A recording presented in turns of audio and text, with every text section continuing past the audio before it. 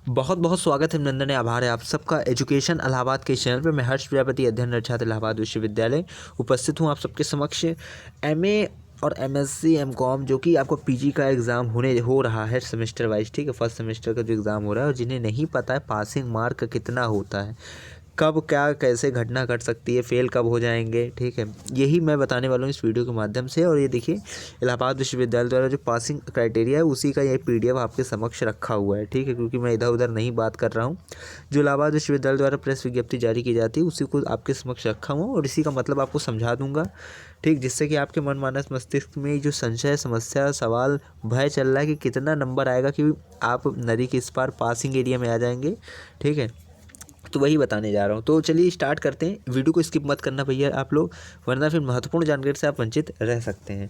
सबसे पहले देखिए एक चीज़ बता दूँ, देखिए एक होता है इंटरनल एग्जामिनेशन, एक होता है एक्सटर्नल एग्जामिनेशन, ठीक है। एक होता है इंटरनल आपका और एक होता है एक्सटर्नल एग्जामिनेशन। तो इंटरनल क्या होता है, एक्सटर्नल क्या होता है, ये समझिए। जो अभी आपका सेमेस्टर वाला हो रहा है, सेमेस्टर वाइज जो एग्जामिनेशन चल रहा है उसे बोलते हैं एक्सटर्नल, ठीक है। और जो आपका मान लीजिए भी जो आपने मिड टर्म एग्जामिनेशन दिया है उसे बोलते हैं इंटरनल एग्जामिनेशन। इंटरनल एग्जामिनेशन देखिए होता है 40 नंबर का, और एक्सटर्नल इस समय चलेगा आपका 60 नंबर का, ठीक है। जो अगर सेमेस्टर वाइज एग्जाम दे रहे हैं, और कभी कम ज़्यादा भी होता है, किसी का 60 है, किसी का और ज़्यादा कम, ऐसे होता है। मतलब मैं एक एवरेज बता रहा हूँ। जैसे अगर एमए का कोई दे रहा है तो उसका 60 नंबर का है, ठीक है, सेमेस्टर वाइज एग्जामिनेशन।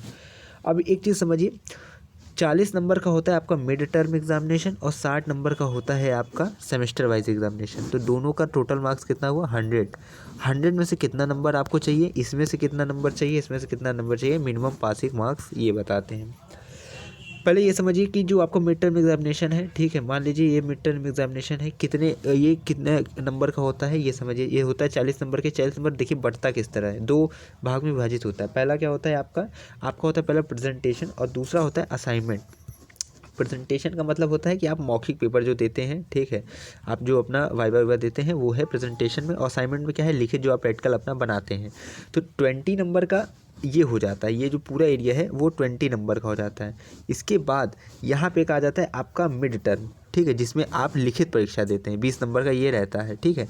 तो यानी कि 20 नंबर का आपका इधर हो गया, 20 नंबर का आपका इधर हो गया, तो ये 40 नंबर टोटल आपको मिलता है। इस 40 में से कितना नंबर आपको चाहिए, इस 40 में से आपको 40% आपको चाहिए नंबर, ठीक है। इस 40 का 40% कितना हो गया, आप एक इस तरह समझिए, इसका 40% हो गया आपका 100, इधर ये यानी कि 16 नंबर। यानी कि 40 में से 16 नंबर जो है आपका यहाँ पे क्या है, पासिंग मार्क्स है मिड टर्म एग्जामिनेशन में, ठीक। जिस प्रकार से मैंने डिवीज़न करके बता दिया है कि अगर ये 40 नंबर है तो दो भाग में बढ़ता है, 20 इधर, ठीक है, और 20 इधर। ये 20 नंबर मिड टर्म का है, लिखित का, और इधर क्या है, एक प्रेजेंटेशन हो जाता है, और एक होता है क्या है आपका असाइनमेंट, ठीक है। ये दोनों मान लीजिए 20 नंबर का होता है, और इधर ये मिड टर्म एग्जामिनेशन 20। तो 40 में से आपको कितना चाहिए, आपको चाहिए 16 नंबर पासिंग।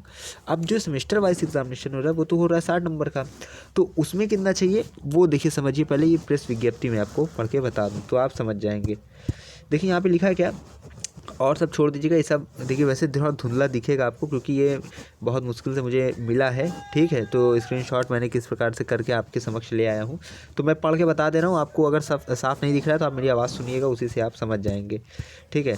तो यहाँ पे देखिए लिखा हुआ कि एटलीस्ट 40%, ठीक है, 40% marks is separately in the internal and external each semester examination in PG law professional courses will be essential for all concerned student from the session 2023-24 onwards। इसका मतलब आप समझ गए होंगे कि एटलीस्ट 40% इंटरनल एक्सटर्नल, जो कि मैंने पहले क्लियर कर दिया कि आपके मन में कोई मिथ न रह जाए। इंटरनल एक्सटर्नल में क्या करना है, 40% आपको चाहिए, और पर ईच सेमेस्टर एग्जामिनेशन, हर सेमेस्टर एग्जाम में आपको 40% चाहिए।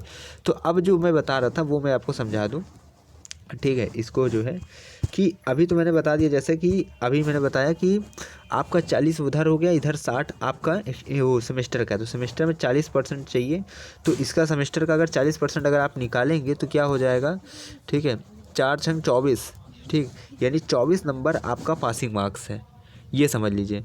तो अभी जो कि यहाँ पे लिखा हुआ है उस हिसाब से मैंने बता दिया आपका। और जब 40 +60, यहाँ पे जब 100 आता है तो 100 का आप 40% निकालेंगे तो 40 नंबर, 100 में से 40 आपकी पासिंग मार्क्स है। मिनिमम पासिंग मार्क कितना है? 100 में से 40। तो ये चीज़ें आप समझ गए होंगे। तो यानी 60 में से आपको कितना ले आना है? अभी 24 नंबर तो लेके ही आइए महाराज। और देखिए, और एक चीज़ मैं बता दूं, बैक से रिलेटेड एक चीज़ मैं बता दे रहा हूँ। बैक एग्जामिनेशन जो दिमाग में चल रहा होगा आपके, बैक एग्जामिनेशन से रिलेटेड देखिए, जैसे यूनिवर्सिटीज़ होती हैं, अपनी अलग अलग यूनिवर्सिटीज़ होती हैं, वहाँ के अपने अपने अलग अलग रूल्स होते हैं।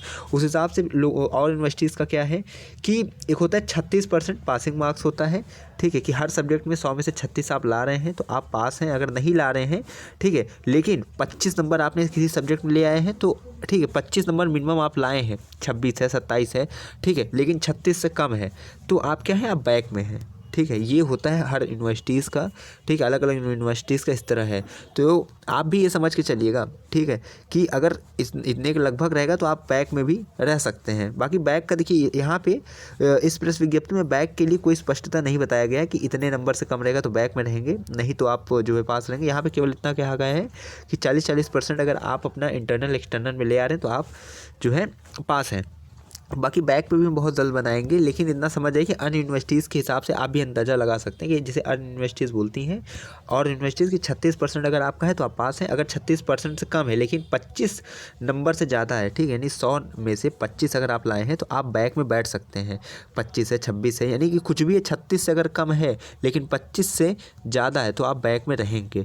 तो बाकी भी इलाहाबाद विश्वविद्यालय के देखिए बैक का मैं बहुत जल्दी क्लियर करके आपको बता दूंगा, पर आप अनुमान लगा सकते हैं किसी के आसपास उसका भी कुछ ऐसे ही रहेगा, ठीक है। तो अभी तक मैंने आपको बता दिया कि इलाहाबाद विश्वविद्यालय सेमेस्टर एग्ज़ाम में किस प्रकार से पासिंग क्राइटेरिया रखा हुआ है, जो कि आपके समक्ष ये रखा हुआ था, ठीक है, जो मैंने अभी बता दिया है।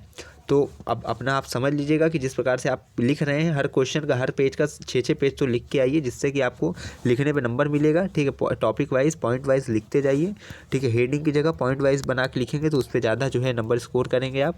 बाकी अवरोही क्रम में मत लिखिएगा कि 6, 5, 4, 3, 2, 1 इस तरह करके आप हर क्वेश्चन का पेज घटाते हुए आखिरी तक जो है भागें, और आखिरी में एक ही पेज, 1.5 पेज में जो है एग्जामिनर कॉपी छीन ले। तो ऐसा लिखिए 6 पेज हर क्वेश्चन का जो आंसर आप 6-6 पेज, 5-5 पेज लिखेंगे तो नंबर आपको अवश्य मिलेगा। बाकी देखिए, इस प्रेस विज्ञप्ति को आपने अच्छे से पढ़ लिया होगा, नहीं पढ़े तो जूम करके इसको रोक के कैसे भी करके आप समझ लीजिएगा। 40% अनिवार्य है, 100 में से 40% रहेगा तो आप पासिंग रहेंगे आप।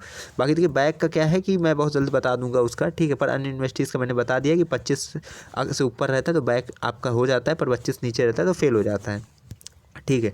तो यहाँ पे क्या है, आपने जैसे देखा है कि आपका इसमें 40% अनिवार्य पासिंग, तो अपना आप सेमेस्टर एग्ज़ाम में 60 में से कम जो है आप अपना 30-35 का करके आइएगा, ठीक है।